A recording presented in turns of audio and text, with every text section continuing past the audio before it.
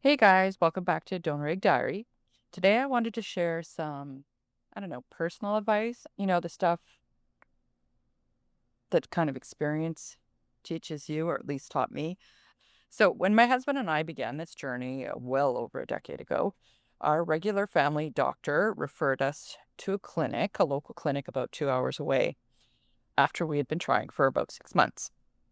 Actually, I think we were trying for a lot longer because we didn't believe it, but anyways, at the time, I didn't even realize I had a choice outside of that referral or that piece of paper. We actually got incredibly lucky with our clinic because they turned out to be absolutely wonderful. But looking back, I realized probably, I mean, it's not for sure, but I realized probably our doctor likely sent us there because simply they were the closest option to our house. Um, it did teach me a little bit of a lesson, but way after the fact, because now I know how important it is to choose the right clinic. So, most family doctors only know about fertility clinics probably from just a basic referral logistical standpoint. I'm not sure, but I would assume that they refer to somebody close to you, right? But just because a clinic is close does not automatically mean they are reputable or that they are the right fit for what you are going to end up doing. And of course, we were completely new at that time, so we had no idea what a fertility clinic journey was going to be. We didn't know it was going to be so multifaceted and so many things to do. But if you were just starting with a fertility clinic, then how do you know that you just go where the referral goes? So, what I'm saying is that if you are ever at a clinic, like right now, where you don't feel completely comfortable or even kind of on the same page, and you get this kind of gut feeling, I would assume, I mean, I've got it with other doctors, just remember you can change clinics. You're never stuck. So, the only thing I would say, if you are going to make a change, do it before you have donor eggs banked at your clinic or before an actual transfer for a donor egg, because it is so much easier and much safer and way less expensive, I've heard, to transfer clinic before you have any procedure with them. Because once your eggs or embryos are frozen in a clinic's vault, moving them is a massive headache. Plus, actually, I found out some clinics will actually refuse to take patients who have already gone through a procedure with another and who have eggs banked elsewhere because of lab liabilities and differing freeze and thaw protocols. So, anyways, all I'm saying is if you're at an IVF clinic but you really don't like your clinic, you just don't, then before you choose donor eggs with that clinic, because it is a specialty, maybe search out a little bit more. And honestly, I was kind of surprised at this lack of specialty knowledge, which donor eggs is a specialty advanced fertility treatment. I was very surprised, and I shouldn't have been, but I was. It just blew my mind realizing that most general family practitioners, especially ones because I didn't have a doctor, it's impossible to get a family doctor where I live. So you're literally going online and doing a little phone call with whoever will take you. But I was even more surprised that the ER doctors, they were like, what? Donor egg? Because they seem to have basic training, which totally makes sense. They're not specialists. I mean, I don't know why I'm surprised because they aren't reproductive specialists. Hello. I mean, we're not specialists at many topics. So I don't know. But it's just getting your head around it because it can be incredibly shocking when you are in it. You're in an emergency or you're in a cycle and having to explain your donor egg IVF setup and your medication to a medical professional and they kind of look at you like, what? Is a little scary. So, anyways, but that's okay. Believe me, they get their information. They often go and talk to a specialist on your behalf.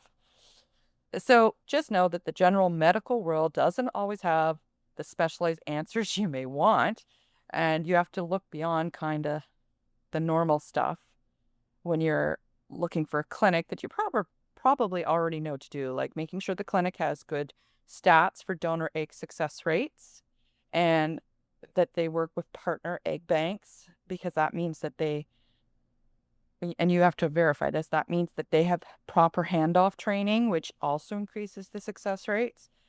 But I kind of wanted to get into the real operational things I liked and I didn't like about my clinic after going through it myself. And maybe that can help somebody evaluate a clinic right now.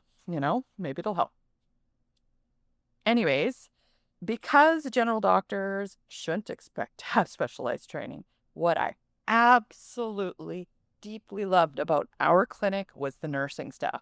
And I mean all the nursing staff, but specifically my dedicated donor egg team nurses. Holy man. I mean, holy man. It is so important, if you can, to find a clinic that has a specialized donor egg nurse team that works with you.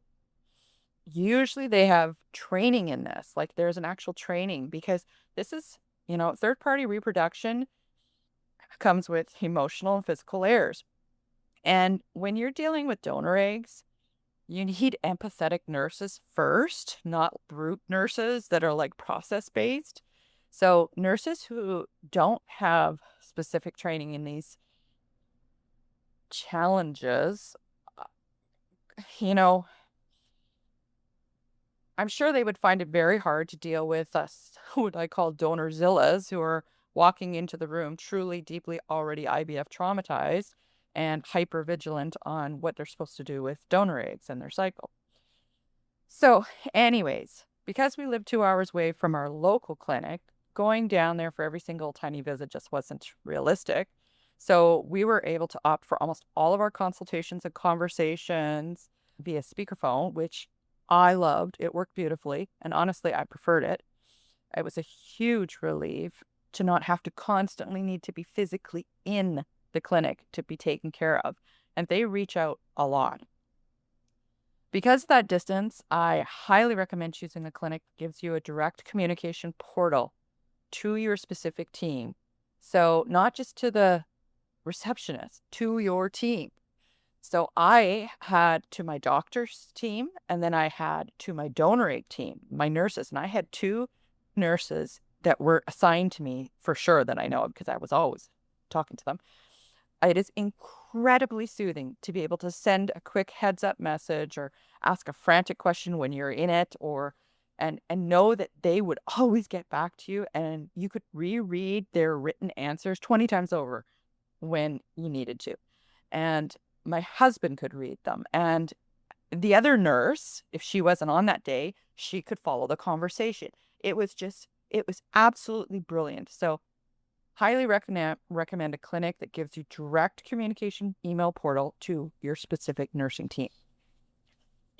Excuse me. The other thing I really loved is the personal check-in calls from my nurses. At one point in our journey, we had a really bad ER scare.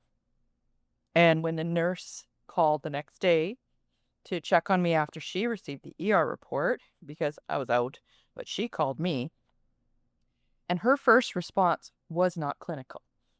It was, I am so sorry. That must have been so scary. And I mean, absolute class act. Like, the training, the empathy, but also she was able to explain after the fact why this sometimes happens. And, it just is what it is. And then she was able to back it up with, I've had other clients like this and they do great. So it's absolute professional. And, if you just get general nurses that don't specialize in donor, because donor, although it's getting increasingly popular, I'm sure it's a specialty.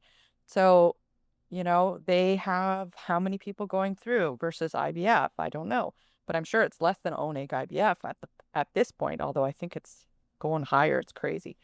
But anyways, so they would have experience knowing firsthand what their own patients have gone through. And that's what I found the most comforting is they said, okay, we have other patients that have gone through this and they have gone on to have full-term babies.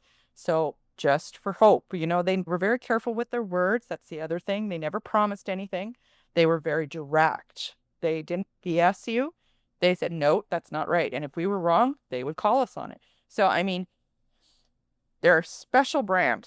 So please make sure, if you can, donor egg nurse team that has training. Or even fertility nurses are amazing. The ones I had were amazing. So it's just, what you can find, I guess. They work endless, brutal shifts, and I often wondered how they even did it. But having a team always there to kind of help you was absolutely the biggest decision that made our whole process go so well. Now, on the flip side of that, you need to understand kind of doctor dynamics. We had our doctor, right, for our initial consult, and that tracked and that was the main signing doctor for our plans and our decisions and all that.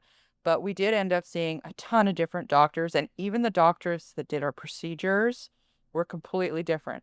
So please be aware that you have to make sure that you evaluate all the doctors and their reputations and everything at the clinic, which of course usually it goes with the clinic reputation, right?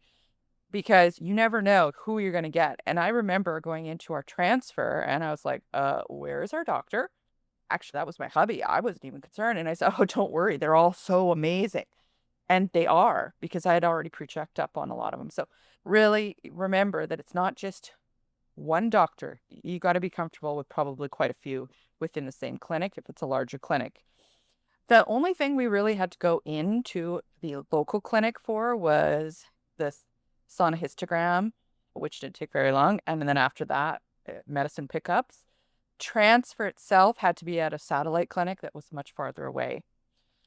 Anyways, if your clinic is really far away from you, or has to be far away from you because you have no one that'll do it in your country or something like that, look into whether they have a traveling patient protocol, because I've heard, and I don't know this for sure, but I heard that many reputable clinics will coordinate remote monitoring where you would pay a fee to your local clinic right down the street from your house for blood work and ultrasounds, and they will securely send the data straight to your primary fertility clinic, which could be in a completely different country. And just be sure to completely trust that close local clinic to do their job properly and turn the data around fast, because timing is everything in these cycles and everyone needs to be perfectly organized. Because I remember I could have went for free, medical covered stuff, but it wouldn't have gotten done in time. So then I had to pay for it so that it would go faster. Also, while we're talking about communication, let's clear up a huge myth.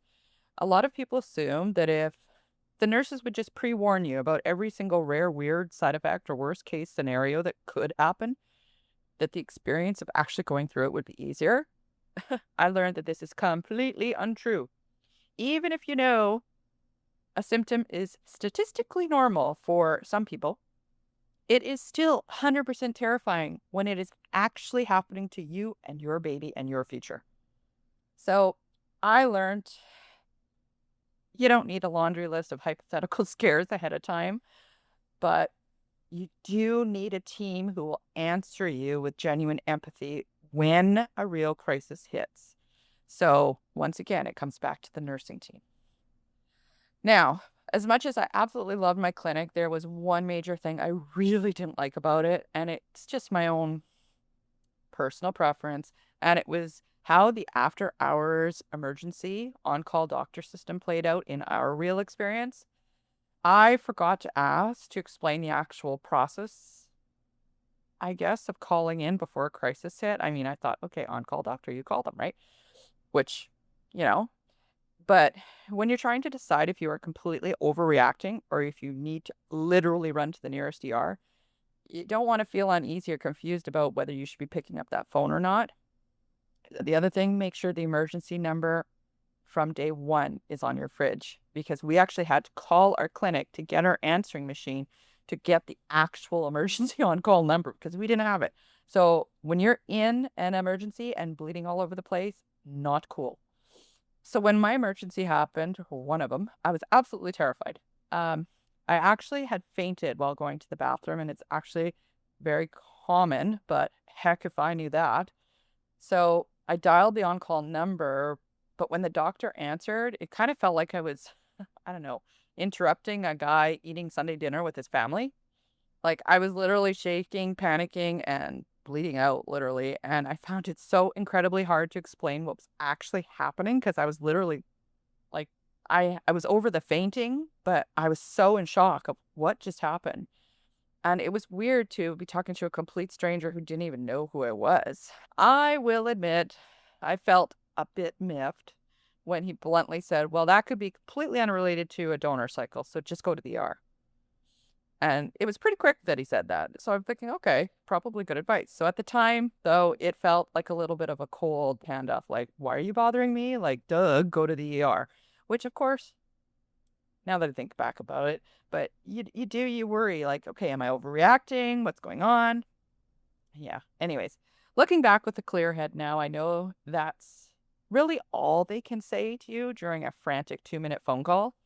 Ironically, my other after-hour reach outs for emergencies were much better. The doctors actually took a moment to look at my file and asked me specific questions, but of course, it also wasn't supper time. So, no fault to them. I just wish I prepared myself for what that call would actually be or feel like.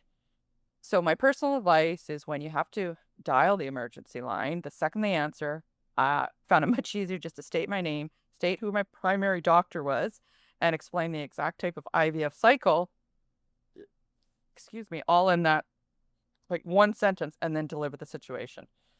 It helps the doctor go, oh, okay. And above all, trust yourself and trust your partner. If you think it's an emergency, it's an emergency. My partner thought it was way more an emergency than I thought, even though I knew it was, but I just didn't want to go. Anyways, don't worry about being a nuisance or interrupting someone's dinner. Pick up the phone or just go straight to the hospital and let them triage you and make that decision for you once they get there. And you know what? They were emergencies. So now let's talk about the egg bank because our own country didn't have a bank that aligned with what we wanted. We ended up choosing our donor from an international database bank. We were able to manage the entire selection and filtering all online, right from our couch. And then we had to go into our bank to actually do a wire transfer because nobody can transfer that much money without actually going in because there's a bunch of safety protocols that they have. Now, know that your clinic's donor nurses or nurses and the egg bank will be communicating behind the scenes once you choose your donor. Because usually your primary doctor has to officially review and sign off on and approve the donor that you chose if you have entered into some sort of guaranteed embryo, blastocyst, or live birth program where the egg bank and the clinic act as financial partners. So because of this, just know that I mean, I don't know if they ever veto because they didn't veto ours, but I mean, there is that process. That's all I'm saying. Be aware that there is that process. It is super important that your egg bank professionally ships your eggs via high-level medical courier. So look for an egg bank that mandates this, even if you have to pay entirely out of pocket for the courier service, but they have done it many times before. Do not cut corners on shipping your eggs. Our donor nurses and our International Egg Bank coordinated the whole thing for our extremely soon transfer cycle and right through a massive winter storm and international border crossing. So you do not want an egg bank that has never navigated the complex customs paperwork for your donor eggs to come across borders. So make sure they have experience with that because that is super important. The second thing I really disliked about this entire process, and it is tough to deal with, was the guarantee program or the program handcuffs. We wanted to do PGTA testing on our embryos kind of for peace of mind, but we learned that unlike for IVF, you cannot do it for us. We couldn't do it for our donor eggs because we learned that the fine print dictates you cannot PGTA test your embryos because if you do test them, all your financial guarantees are voided. And I completely understand why they did it from a business standpoint. The egg bank cannot take financial risk of the outside labs or potentially damaging them. But emotionally, it really sucked. You are literally forced to choose between financial protection or genetic certainty. We ultimately chose the guarantee because it's what we wanted. It's what we did. We did choose the right egg bank. So we were just comfortable with the risk more. But it is a massive trade-off you need to mentally prepare for before you sign any contracts, and a decision you're probably going to have to make. The good news in all of this is traveling to a clinic for a donor egg transfer is a million times easier than an own egg IVF cycle. I was able to take all my prep medications in the comfort of my own home, go to the local satellite clinic to verify my uterine lining was thick and ready to go, and my main clinic, which we had to travel to, pre-booked our transfer date ahead of time, assuming that all was a go.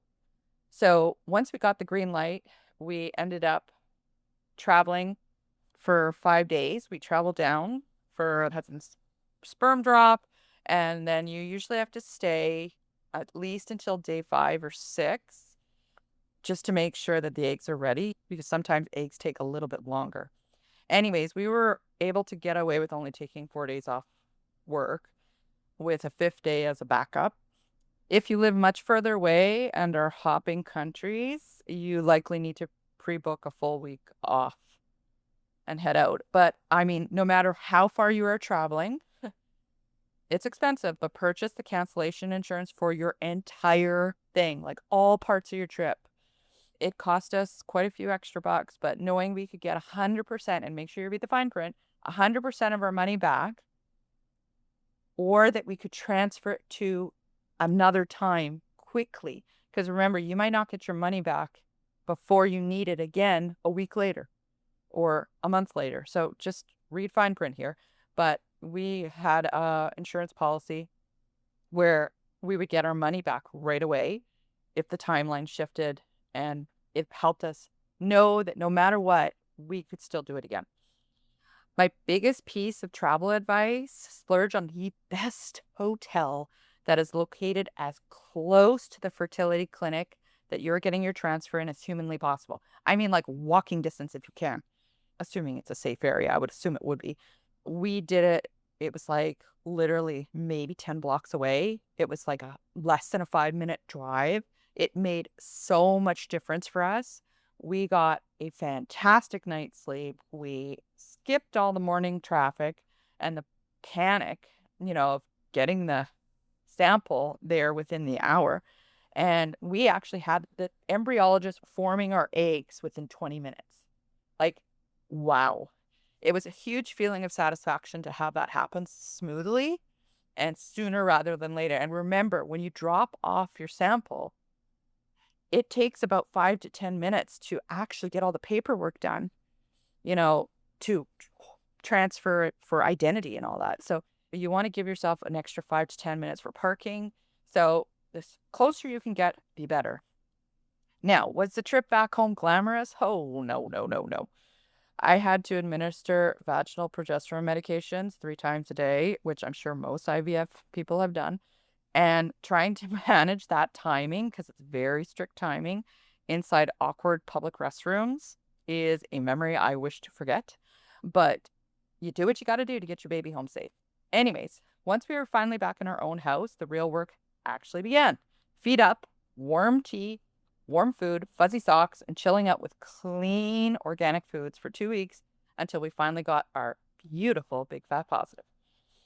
Going home with that tiny embryo inside is a completely different, profound experience that I could never have expected.